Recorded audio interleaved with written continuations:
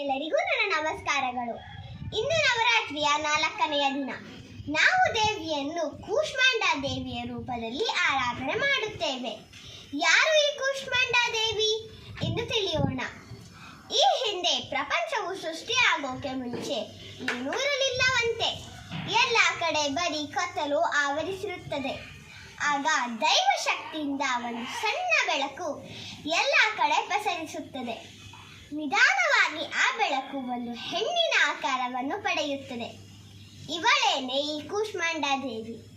ತನ್ನ ದೈವಿಕ ನಗುವಿನಿಂದ ಇಡೀ ಬ್ರಹ್ಮಾಂಡವನ್ನೇ ಸೃಷ್ಟಿ ಮಾಡುತ್ತಾಳೆ. ಸೂರ್ಯಮಂಡಲದ ಒಳಗಿರುವ ಲೋಕದಲ್ಲಿ ದೇವಿಯು ವಾಸವಾಗಿರುತ್ತಾಳೆ. ಸಂಸ್ಕೃತದಲ್ಲಿ ಕು ಎಂದರೆ ಸ್ವಲ್ಪ, ಉಷ್ಮ ಎಂದರೆ ತಾಪ, ಅಂಡ ಎಂದರೆ ಮೊಟ್ಟೆ ಎಂದು ಅರ್ಥ.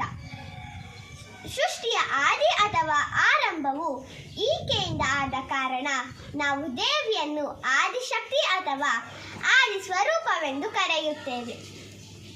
8 ಭುಜಗಳನ್ನು ಹೊಂದಿರುವ ಕಾರಣ ನಾವು ದೇವಿಯನ್ನು ಅಷ್ಟಭುಜ ದೇವಿ ಎಂದು ಸಹ ಕರೆಯುತ್ತೇವೆ. ಕೂಷ್ಮಾಂಡಾ ದೇವಿಯು ತನ್ನ ಕೈಗಳಲ್ಲಿ ಕಮಲದ ಹೂಗಳು, ಅಮೃತ ತುಂಬಿರುವ ಮಡಿಕೆ, ಕಮಂಡಲ, ಬಿಲ್ಲು, ಬಾಣ, ಗದೆ, ಚಕ್ರ, ತ್ರಿಶೂಲ ಸೇರಿದಂತೆ ಅನೇಕ ಆಯುಧಗಳನ್ನು ಹೊಂದಿದ್ದಾಳೆ.